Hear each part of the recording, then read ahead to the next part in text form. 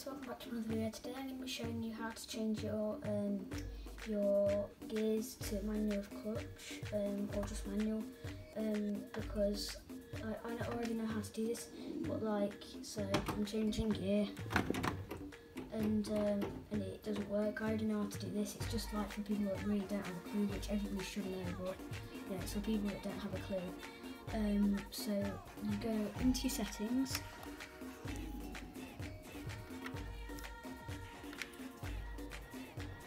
And then difficulty settings, and go down to manual with clutch, or just manual, whichever one you choose, manual clutch.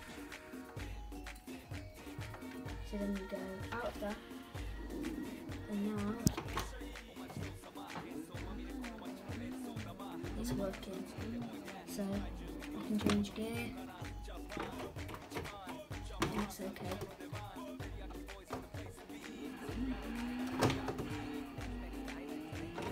So yeah, hope you've enjoyed this video guys. I'll see you in the next one. Bye.